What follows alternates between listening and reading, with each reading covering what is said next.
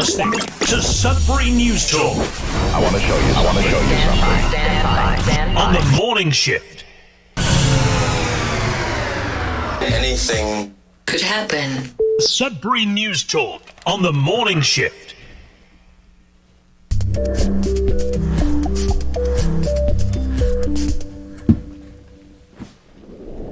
All right, good morning, everyone. Welcome to Sudbury News Talk on the morning shift. I'm AJ Walsh, and I'm got a new voice today, apparently. So welcome to the show. It is Sudbury News Talk. We are on CKLU 96.7 FM on the radio. If you listen to us there, it's pretty easy. You just need a radio in your car or at home or whatever. If you're on your way to work, have a great day at work today, and thanks for being with us and choosing us as a way to start your day. Also, if you're not driving and you want to listen to us online, you can stream us if you go to cklu.ca. You just click on that Radio Player Canada logo, and then the streamer comes up, the player, and you can stream us. If you want to listen to us anywhere, anytime on your favorite device, you just download the Radio Player Canada app, and you can do just that. Also, we are streaming live each and every day between 7:30 and 8:30 in the morning on Facebook Live, facebook.com/Sudbury News, youtube.com/Sudbury News. So thanks for being with us. We've kind of reached a bit of a milestone. Yesterday, the follower mark reached another 100 followers. So thank you very much, all those who have recently come on. We're now 200 followers shy of 5,000 followers and growing. And so it's kind of a milestone, that 5,000 follower mark. So we're looking forward to that at some time in the near future. And with that, hopefully some new initiatives here, because we've basically said as soon as we reach the 5,000 follower mark, we want to make it a bit of a more robust show, offer sponsorship to different businesses in town, which we do. I've already had requests from businesses to see how they can support the show, and that's really all it is. It's support. They'd be partnering with us to help keep the equipment operational, pay for some internet bills, things like that, because there's quite a few expenses when it comes to running this show, because we're all volunteer and basically doing it of our own time and offering our own talents. And speaking of that, someone who's been part of the show, the Sudbury News Talk version, following Sudbury Sports Talk, has been Billy. He's been very instrumental in getting us up and running, and if it wasn't for him, we wouldn't be here. And Billy's joining us today as my co-host. Good morning, Billy. How you doing? Good morning. Sorry. Maybe you'll be on tomorrow. Maybe I was prophesying there or something. You'll be here tomorrow too. I have no idea. Could be. But probably not, but could be. Yeah. Oh, maybe you're catching the train. I don't know. Is that coming for you or what? What's going on? Is it coming for me? I don't know. I'm just kidding. Feels like it. We have a train that's just outside the studio, basically. We probably could jump on it if we wanted to. It's that close to us. Anyways, you probably hear it in the background, so we apologize for that. And let's see if we're going to have some comments available on the show today on the live stream. We should. But for some reason, there's no comments. And I seen Dave there. Yes, David, good morning. Thanks for being with us. You know, I remember David way back in the day when I worked with the Sudbury Star. And again, I don't know if he remembers myself and my partner. We had the contract to deliver the Sudbury Star to all the downtown area. And at the time, David was one of the customers. And so we'd see him pretty much every morning, and he was always in a good mood and whatever. And so thanks for being with us. And Shane, I got stuck behind the cursed train almost every day on my way to work. Yes, trains. We're not that fond of them unless you've worked for them, or you live in Cape Real or whatever, and you have a fascination with trains. Good morning, Pam. Foggy Thursday. Yep, that's exactly where we're heading. We're going to be going into the weather. Then we got a little bit of sports because both Billy and I were in attendance at the Sudbury Wolves game last night. And Billy said after the game, he said, yeah, when we talk about the game, maybe you can give me the rundown of what happened. Yeah. And I say that just because you're not that much of a, you're not. I'm not highly attuned to like what's, who the good players are. When something comes into, it's like someone's like goes to a jazz show for the first time. And they're like, didn't they all kind of sound the same? I don't know. Exactly. It just sounded like a lot of music. Yeah. A lot of music, a lot of individuals making a lot of noise, and that's probably what a hockey game could seem like to somebody. A lot of just players all scrambling around, and eventually that little black thing ends up in the net. You know what I mean? Yeah. I could tell the Wolves were playing better than I've seen them in. How many games have I seen? I'm sure more than half a dozen now in the past little while. So. Yeah, no, they seem to have a lot of energy. They put in a lot of effort. So looking forward to talking about that. But first let's get into the weather, and then we'll dip in a little bit into the sports, and then headlines. Yesterday our show was kind of like, I just wanted to mention that next week we're going to, the topic of next week, and the whole show ended up being talking about that. But anyways, it just shows the importance of the subject. So maybe we'll talk a little bit about that. Hopefully not the whole show. But we'll then talk about the headlines, which there's quite a few. So yeah, after the weather and sports.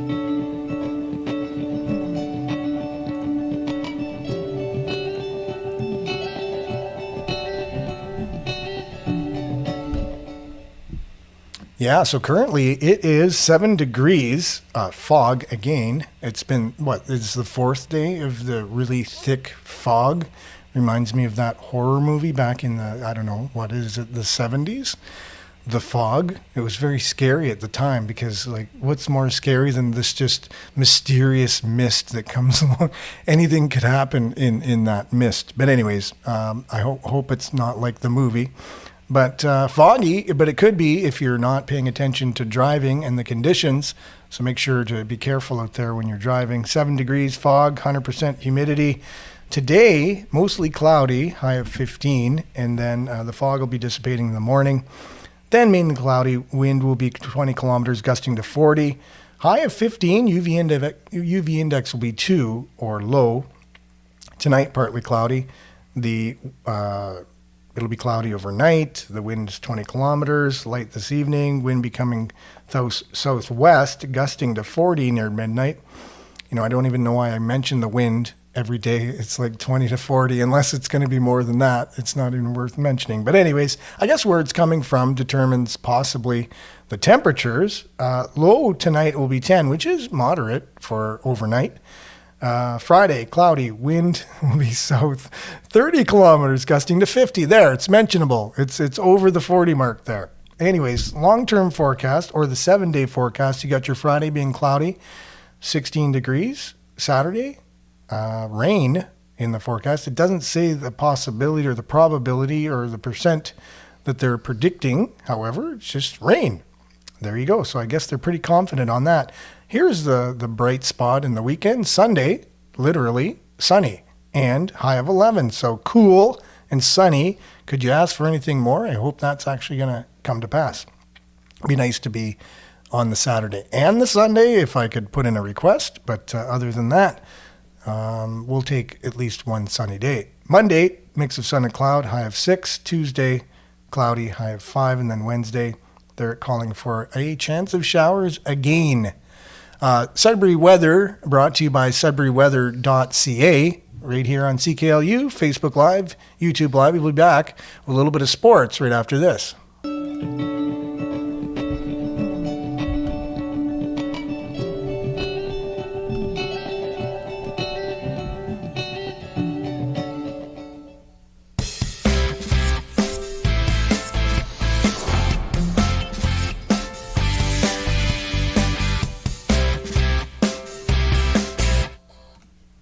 Okay, in the world of sports, we had a game yesterday that both Billy and I were at, the Sudbury Wolves in action against the Sioux Greyhounds. It was, Inner City Home was the recipient of the 50-50 draw, really great organization.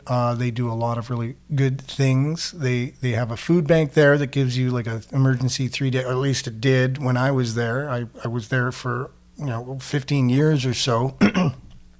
and we had an emergency 3-day supply of food that we could provide people if they were in need. There was also emergency crisis counseling for anything from, you just had a bad day and need someone to talk to full on to marriage counseling, and it was all free to the community, along with life skills workshops. Anyway, so they were the recipients of the 50-50 draw last night at the game.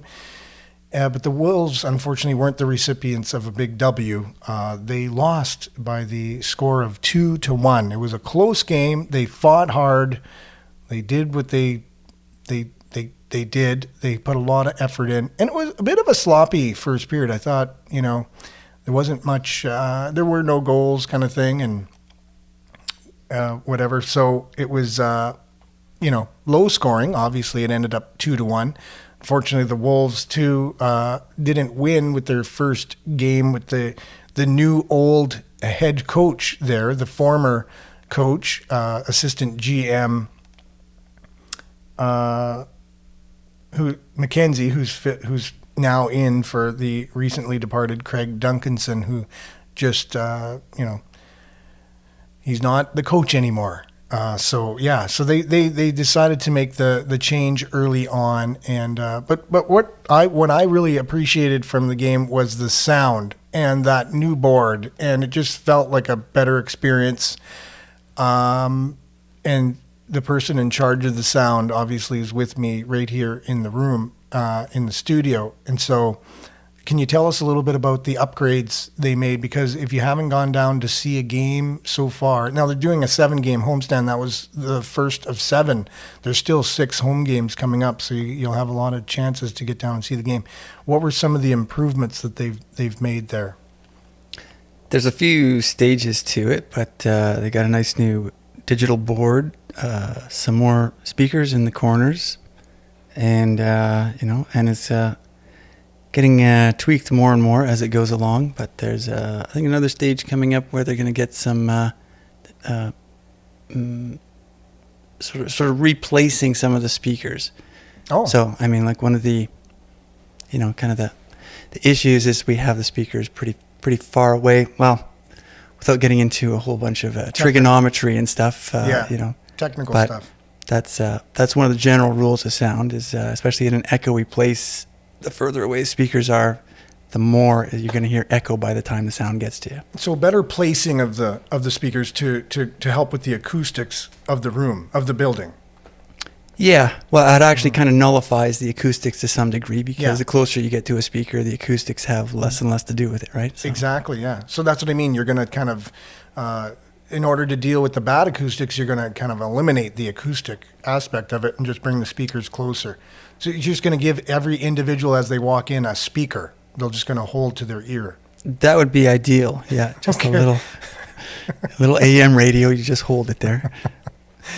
Yeah, and that's the thing. Like, everyone could be given earbuds. Like, we live in that kind of an age, if you really think about it. You come in with earbuds, and and I know I went to the game, and it is kind of loud. Just to let everyone know, it is loud, and I think they want it loud because they want that atmosphere. But it could even be too loud for people that are sensitive to sound. So that earbud idea could be really kind of cool, because someone could go there and just not put the earbuds in and just kind of take in the game old school, right? And just watch the game. And if they wanted to kind of be tuned into the atmosphere and everything that's going on, they just put the earbuds in. Yeah, and that's one of the tricks, is to bring it down, because nobody wants to be blasted with sound that they don't want loud. Yeah. So, there's I think that's the idea, is to bring it down so it doesn't hurt people's ears. Yeah. But you still want to get that feeling of kind of fulfilling, satisfying when you feel the music. So there's some moving parts to that, and it's just going to take some refining, I think. Yeah, for sure. But the game itself, the experience is good. They added some lights too. I wasn't that keen on the lights. They kind of seemed, I don't know, almost there was an effort made for the lighting. There was an effort, but it looked like almost like it's ongoing. Yeah, it would almost look like an amateur DJ kind of lighting setup. They should have, and I know it's a cost, I understand that. They should have, instead of just having the individual little lights on the poles that you can get at Long and McQuaid, having a board that just goes right across, like they have on the bottom of the Jumbotron there. And it's just seamless along, like other arenas, like a new arena would have.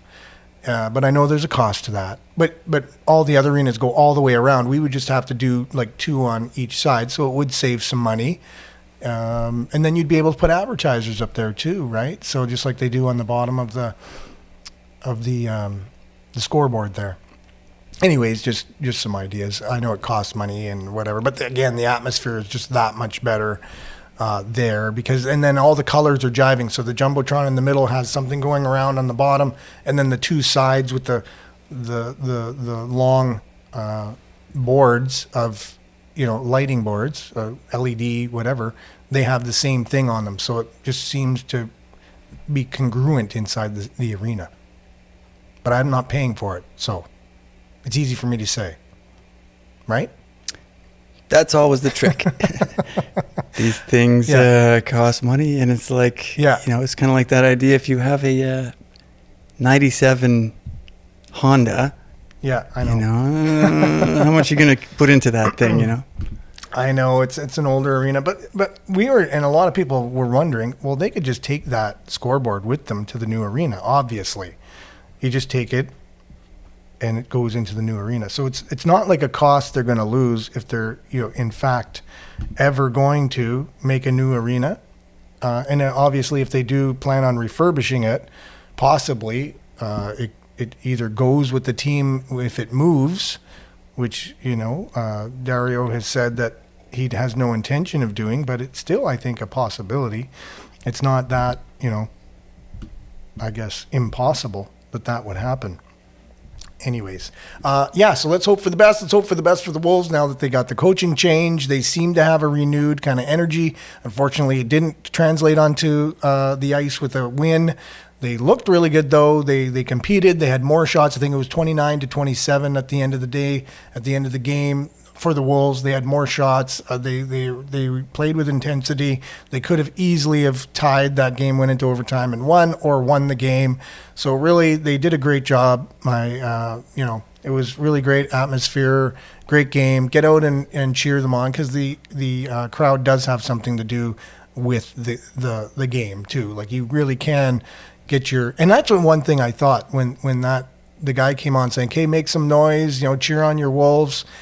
Even though there was maybe 1/3 of attendance out of like full capacity in there, am I right on that? Seemed to be about 1/3 if everyone was to. Yeah, I think go on. And the Wednesday games I think are like notably a bit less than like some of the Friday games. I think you get a pretty full. Yeah, for sure. Fuller house, yeah. Weekend, but no. So, but they that was they made a lot of noise. Like, the crowd was really, like, you would have thought it was a packed arena just from the fans getting into it. It was really great. So I was really impressed with that too. I mean, we can always improve on that, and I think the fans have something to do with how the team can do. You cheer them on, it gets them motivated, and whatever. So whatever we can do to encourage people to get out and watch them, and take away those barriers like no parking, things like that. We still have to deal with that before we either get a new arena or they decide to refurbish this one. That's still way up in the air, and we'll be talking about that till the cows come home on this show. But for now, that's all the time we have for sports. We'll be back with headlines right after this.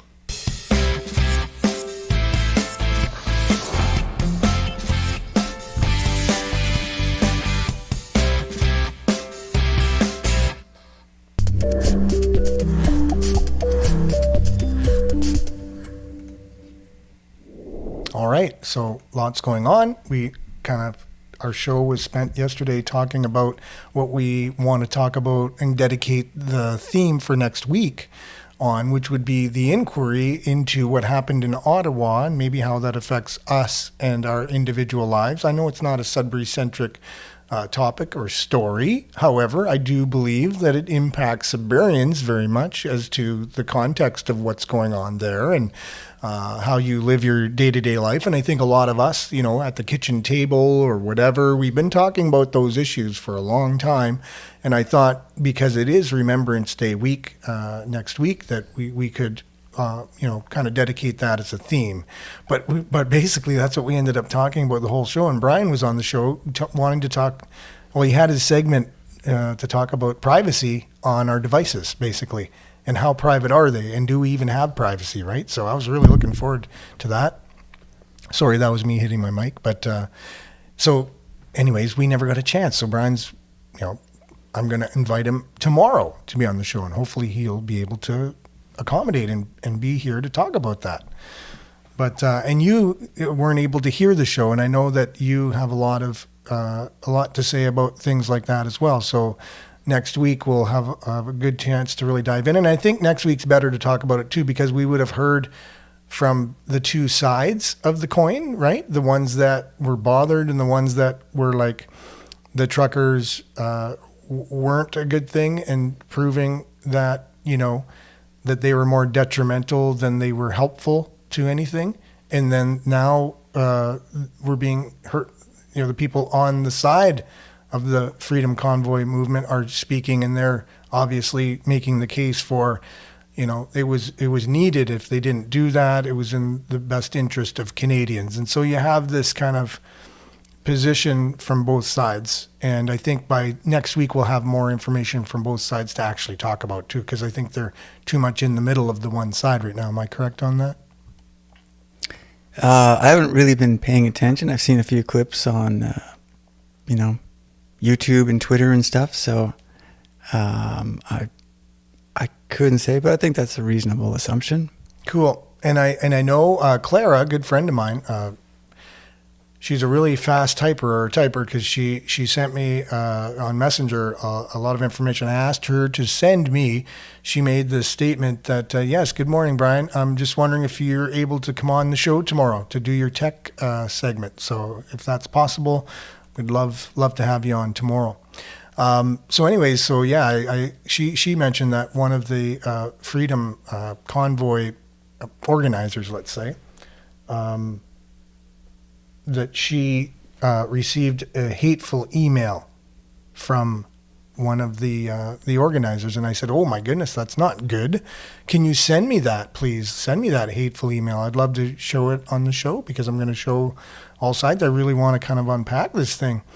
And what it turned out to be was she sent the organizer technically a hateful email in response to some of the actions that he was doing, or she was perceiving that he was doing. This is what I see that has happened from our correspondence. But anyways, I'll still kind of share her experience with that. And I'm just trying to look over here. I saw something happening on my computer.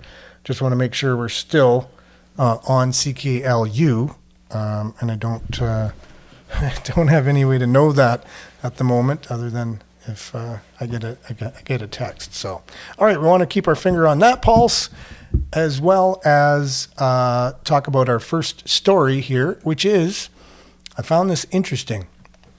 The Greater Sudbury Library is working with Laurentian University to offer carbon monoxide detectors that basically they gauge the air quality inside of our homes. So anyways, I'm just going to share this story from CTV. They'll tell us all about it, and we'll be back right after this story. Good, we got volume. Well, people living in Greater Sudbury can now test the air quality in their homes, and it's as easy as heading to the local library. Laurentian University is partnering with Greater Sudbury Libraries to offer these carbon dioxide monitors at 6 branches. Researchers identified the need during the pandemic, seeing an increase in the number of people concerned about airflow and air quality. There's a fairly well-known connection between cognition and brain capacity and being able to focus and concentrate. There's a less known link to things like bone density and some kidney functions as well. So there are lots of health reasons why we would want to have spaces that are lower in CO2. Yeah, so there we go. I don't know if anyone is. Are you going to be able to take advantage of that at all, Billy? Or are you going to head down? I guess I would be curious to see what it says. That is, gotta say, completely off my radar. That I think I'm familiar with detectors, and I think they typically give it like a warning, siren or something if it goes off in terms of going over a limit. But I hadn't heard of like getting an actual a reading, and then it's kind of interesting that it's connecting it to all these conditions and stuff. Yeah, for sure. When I first saw that story, though, I thought it was going to monitor the air quality in your home and give you a readout of what's in your air. So I was like, oh my goodness. I was just talking about this with you this morning, that the fog that we've been having, and when I work in Espanola 4 days of the week, and anyways, I noticed this. Sure, there's a mill there, and it does have pollution, and it is, there's a lot coming out of it, but it's very separate from what I see. There's other stuff in the air there that's not quite just natural fog. It's like this dark, it's fog-like, cloud-like, but it's not fog or cloud. It is definitely, like I was saying, the 1 week was half the town was enveloped in this dark mist. It had a different smell than the mill does to it, and the other half wasn't, and it was very apparent, and nobody noticed it in Espanola. I was like, does anyone notice anything going on? Like, does this happen normally? They're like, what? I'm like, half the town is buried in like dense whatever, and the other half isn't. Like, did you notice that? Well, yeah, I don't know. It's fog. Okay. All right. Well, it's not fog. There's something else. And then you can see as soon as the sun comes out, hits it, and it's almost like the sun is the killer of it or something, and it dissipates whatever. So it's weird.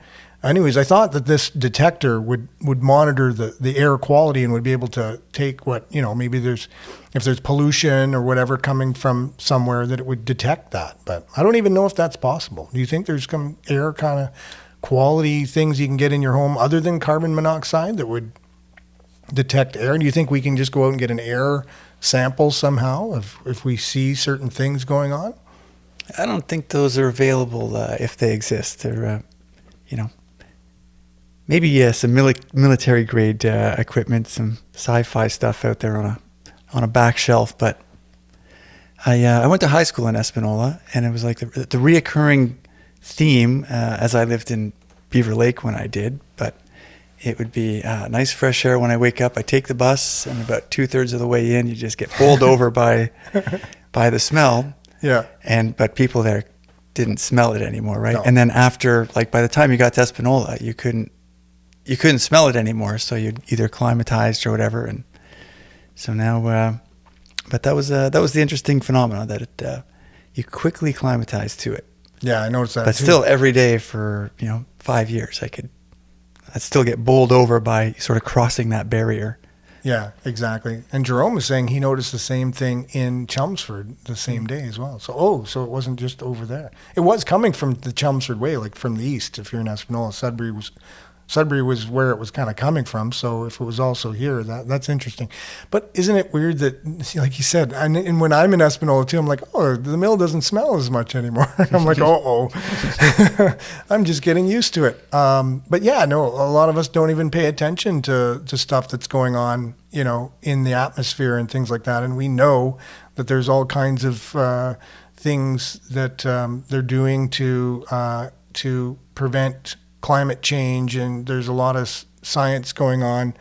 Airplanes are dumping different things to prevent climate change, so the sun isn't as hot with greenhouse gases.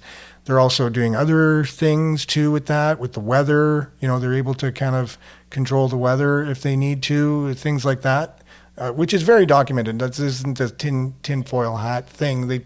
It's documented in the Beijing Olympics. They used it to make sure that when the opening ceremonies, it wasn't raining. It's like, you just look that up. It's been around since the 50s, or even earlier than that. So it's whatever. And so, but what's in those particles? You know what I mean? That we're breathing in. I would love to have something that could just you just buy a little thing and you put it out there, and it says, okay, there's so much barium, there's so much this, there's so much that I'm breathing, because I like to breathe clean air, like Beaver Lake air, you know what I mean? Like, if I can. Miles says, I went to school here too, never got used to it. That's funny. In Espanola. Well, a fellow Espanola. Oh, I didn't know that. High school guy. Yeah. Yes, God bless you, Beaver Lake, for sure. a lot of Beaver Lake lovers and Espanola area lovers. How could you not love it? I know, it's so awesome. Looked even worse with white foam floating down the Spanish. Yeah, I remember those days. Remember the big froth or whatever of white mixed with kind of cappuccino color. Yeah, brownish, light brown on edges on the foam. Anyways, there was a festival in town, or there's going to be this weekend. Heather Campbell, director of the Wordstock Sudbury Library Festival, talks about the group's upcoming 3-day event in the city. So that's on CTV News. I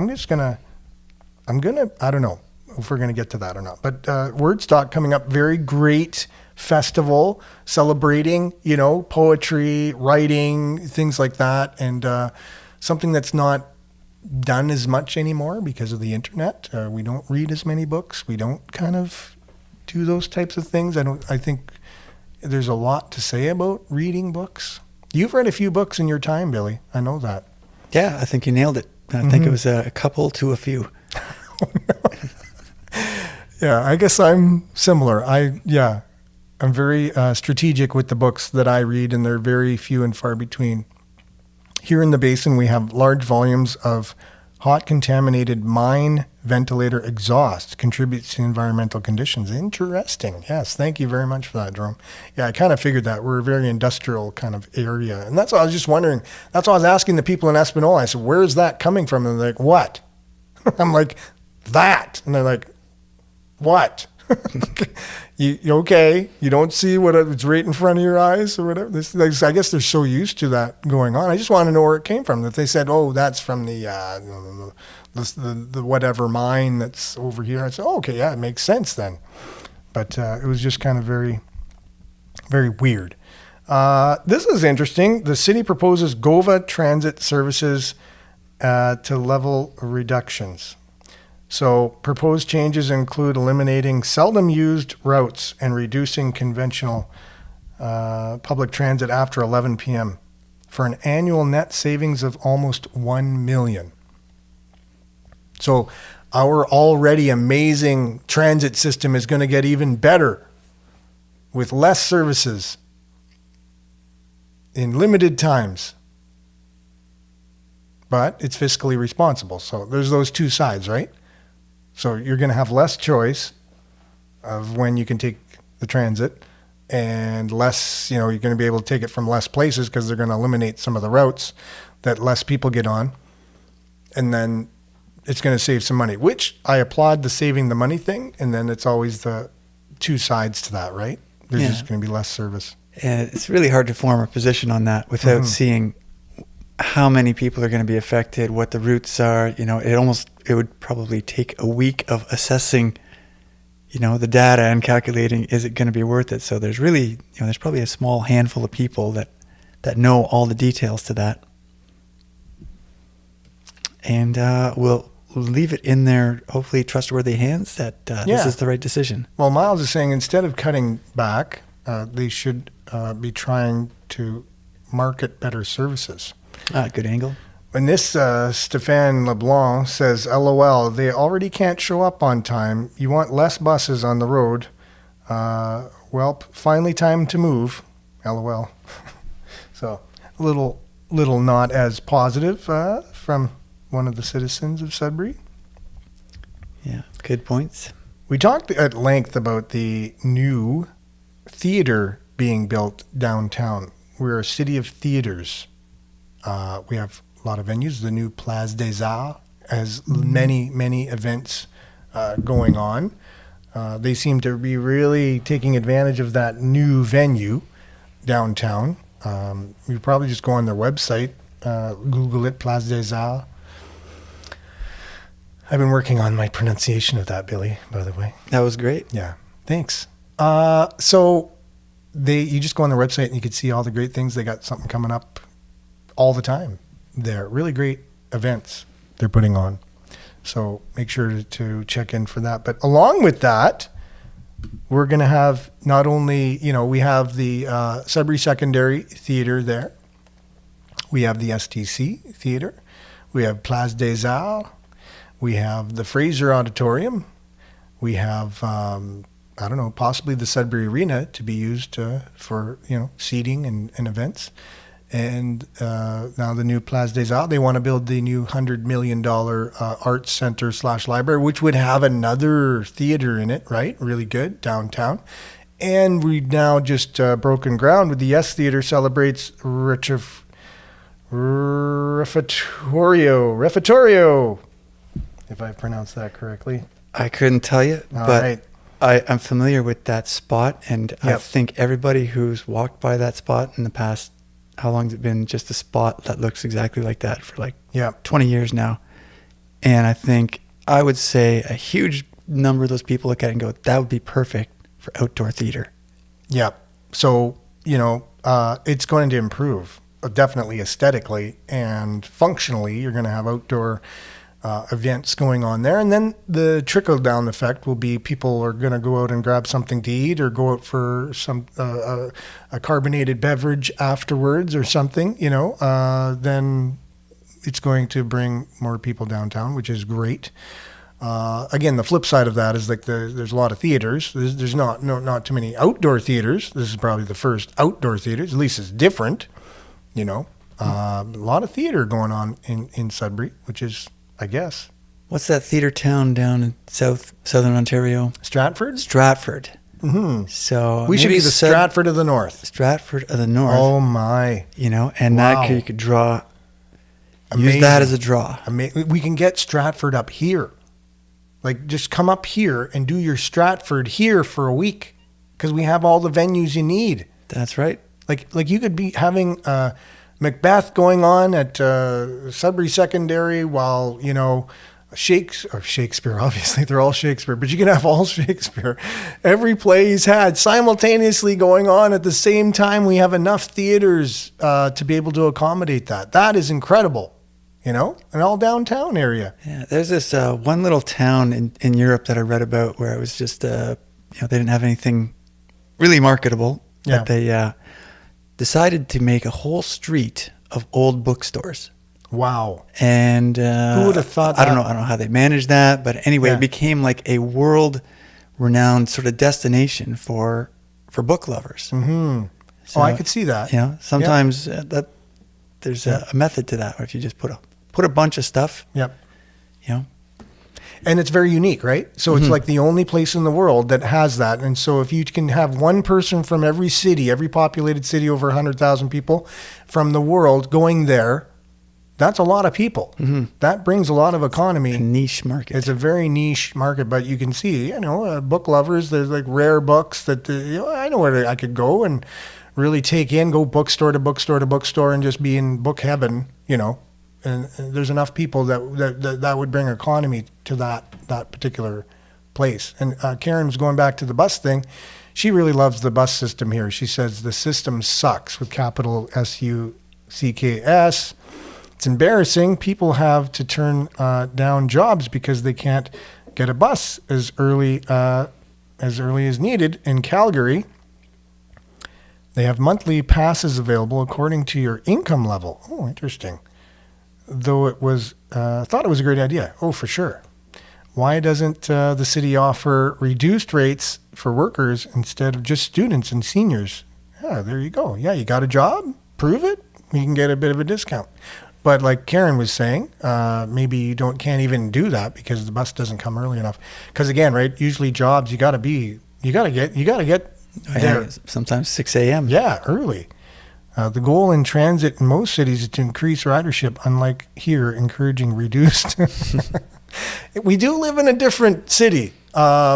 I've always said, because I've been a business consultant for a good chunk of my life, and it was in a business and an entrepreneur myself. And so I said, if something works in Sudbury, it doesn't necessarily mean it's going to work somewhere else. And if something works somewhere else, doesn't necessarily mean it's going to work in Sudbury. It just kind of, it's a different ballpark. It's a different place altogether. Well, ballpark is a place, but that's not what I meant to say. If you go to North Bay or you go to Sault Ste. Marie, they're very, very similar in their ideology, in their culture, in the setup of their city is very similar. But Sudbury is a little different than that. But maybe Timmins is in the same stratosphere as Sudbury as well. I've always looked at Timmins as being a mini Sudbury because it's very similar there. They have obviously mining, a lot of rock, stuff like that. Yeah, Sudbury's on the Trans-Canada Highway. That's one thing. Yeah, we got a lot of traffic coming through here. And then we made the bypass to just bypass around it, which I think is better for travelers. I like it. So if you want to get out and enjoy a good show, you have the downtown theater that's going to be there, the Yes Theater. The new mayor, who's kind of going to come in after Brian Bigger, who was just elected, Paula Five, just announced that former Rick Bartolucci MPP constituency office key member Don Noel DeTilly has been named Mayor-elect Paula Five's chief of staff. Yes. So I had the inside scoop on this before it happened, but I was told not to say anything. Actually, no, I wasn't given the name. I was given, well, the person is this, the person is that, and if I would have known enough, which I didn't, I could have found out who that was. But anyways, I was told if I did know, it's not announced yet, so, just kind of wait till it's officially announced, which I would do anyways, because imagine if it changed. You wouldn't want to announce that. So anyways, yeah, new chiefs of staff was a key member of Rick Bartolucci's MPP constituency office, which just happens to be the Liberal member of the provincial Parliament, and Paul being the federal Liberal, representative of Sudbury, now our mayor, who's unbiased and doesn't have any political affiliation whatsoever, has a Liberal, a person that was used for, a key member of another Liberal representative of Sudbury as his chief of staff. So we can see that obviously there's no political affiliation there.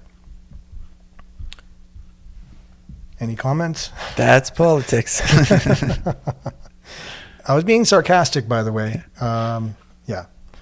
So friends of Greater Sudbury family who were found last week, unfortunately perished in Coniston, are sharing fond memories of the family, even as they deal with feelings of shock and numbness. That story is from CTV Northern Ontario, and that's from the best friend of the victim. And what I thought was interesting here, so here's the picture of the one who was involved, the murder-suicide, is what it's being deemed right now. And again, I just want to make sure that I want everyone to know that not every avenue has been investigated yet as to what happened. It's alleged murder-suicide, again, right? Just want to be upfront and honest with what's going on. I don't want to just take it and run with it. And, a lot of times people are accused of things and it gets out in the media, accused.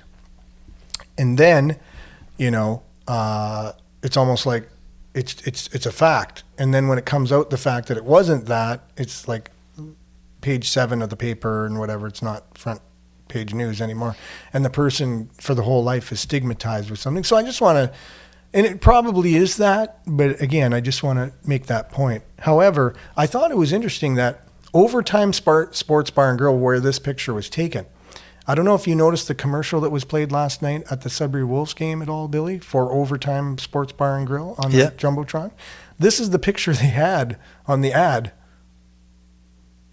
Oh, okay. I didn't realize that. Yeah, because I was already, because I'm multitasking at the game and I'm sharing stories on our Facebook page for the news, and I noticed the picture here of the person involved and his best friend. And anyways, and then I look up at the Jumbotron. Overtime Sports Bar and Grill has their advertisements, and they had the same picture there. I'm just not sure they were aware of that. Yeah. They might have just took a picture at the event, just took the picture and put it into the ad and not realize that this person a few days later was was going to be involved in something like that. But I don't Yeah. know if they're listening or whatever. It might be good to just keep that in mind. I don't know if that's something that they actually would want to do, knowing that. Anyways, there was a woman suing Laurentian University for $5 million for alleged allegations of sexual assault in the 1970s, and still continues her case despite the end of the school's insolvency process.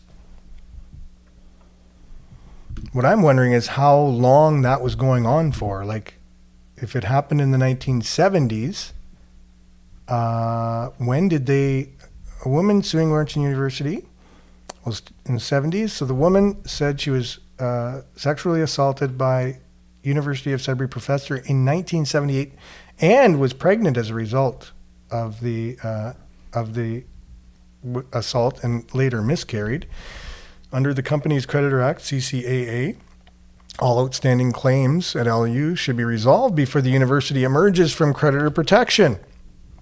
In this case, however, lawyers from both Laurentian and the monitor of the insolvency process agreed to sever the case. After losing a ruling in June, the judge told the sides to get together to find a way to move forward. So, yeah, how long was this going on for before? I know it happened in 1979. We just want to say none of the allegations have been proven in court. Barbara Jean Robinson was a 26-year-old student whose professors included John Sahadat, a philosophy and religion teacher at the University of Sudbury. He passed away in 2021. According to the lawsuit, Sahadat had arranged to see Robinson alone under the guise of above described position of trust and authority. Okay, so I guess that's ongoing, and we'll have more on that if it comes out that the courts found any, if they're able to prove that in court or not. Yeah, so I guess it just continues, I guess, as if the insolvency doesn't affect it. Yeah, and I That's just wanted essentially the story, I guess. Yeah, I just shared Jerome's thing. I think he was laughing at when I was saying that politics in Sudbury are unbiased. He said he laughed and agreed. Very sad story, surprising. Here it comes to roost. Yeah, there's no statute of limitations on sexual crimes and incidences. Oh, I could see that for sure. Mm-hmm. This is interesting yesterday. So with everything going on with the, Doug Ford froze public servants' wages for 3 years or whatever, and you can only have 1% increases. So the NDP are really fixated on increasing it anyways, regardless, and they're kind of attaching that to certain education employees that are making less than $40,000, so like $39,000. So these are support staff and, early adult educators and things like that. Not teachers like in your classrooms or whatever. They already make very good money and have very good benefits and excellent, everything. And they do work hard, by the way, but yes, they do make good money. Now, the education workers they're referring to are the support staff and things like that. So they don't agree that Doug Ford should have this where he freezes the wages, but they want it now to be opened up for all public sector to be able to increase their wages, as much as they have normally done. And I know myself, public servants get paid on average, like if you take the average, they get paid more than the private sector per se. Like the average worker as a public sector employee will get paid a lot more than someone in the private sector. And it is due to a lot of the unions fighting for, and government is public sector, right? So it seems to, over the years, have been paid a lot more, what's the word? They just get paid a lot more. So there is a difference there. So I don't know if necessarily freezing it for the 3 years is the worst thing in the world. If you are one of these workers, well, yes, obviously you want to be paid more. And inflation is going up for everybody, and it is one of those times. But yesterday, they called someone a loser or something like that in Parliament, and they had to be, you're not allowed to do that. And so Jamie West and other people were kicked out of Parliament because they went against the ethics of the protocol in session when they were talking. So no saying loser in Parliament. Yeah, I think that's what he said. I could go into it, but yeah. So Doug Ford, obviously, like him, love him, leave him, whatever your opinion is on it. There are certain ways to conduct yourself in Parliament and when you're debating things and stuff. So, Sudbury Labour critic Jamie West was among several MPPs who were kicked out of the chamber during the debate about education support workers in Ontario. Several opposition MPPs, including Labour critic Jamie West, kicked out due to their reactions to the government's plans to prevent education workers from striking by using the notwithstanding clause. It kind of ties into the theme of next week about like freedom, though, because if you kind of have this precedent of a government preventing people from striking, you can, if you're looking at the top of a slippery slope, you could see that going in a bad direction if the future sort of really embraces that, right? Yeah, and Miles corrects me on this too, because it's the Ontario legislature, not the federal parliament. Yes. They need to act like adults instead of 2-year-olds. Yes, that's true. And it's the legislature in Ontario. And Jerome says Ford is a loser.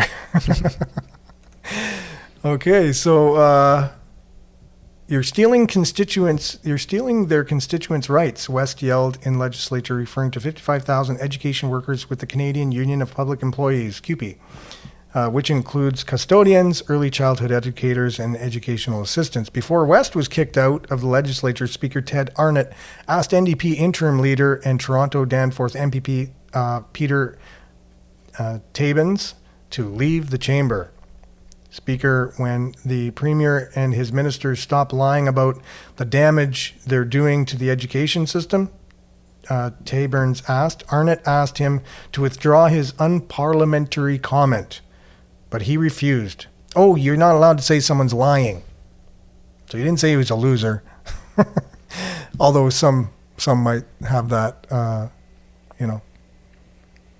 they do believe that he is, but didn't say he was a loser. Said that, he's lying.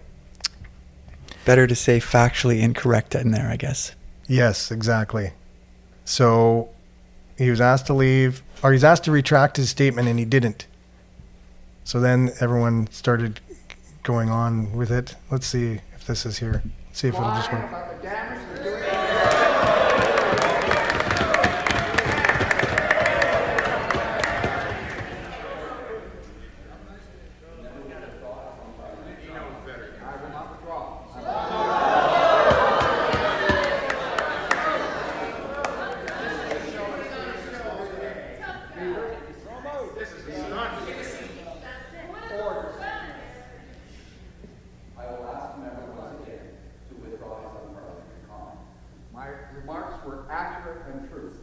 Oh my goodness, yeah, he was sticking with his guns. Anyways, that's all the time we got for the show today, unfortunately.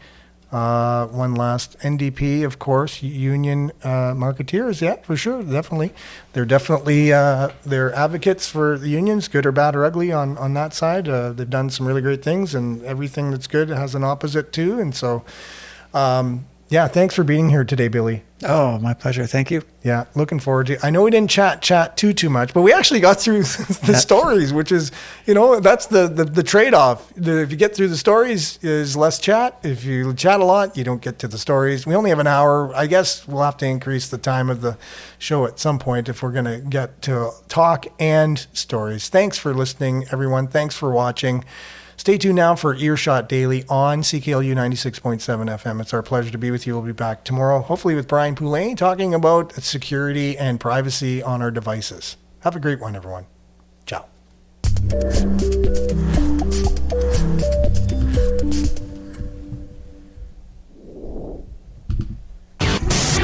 This is Sudbury News Talk on the morning shift.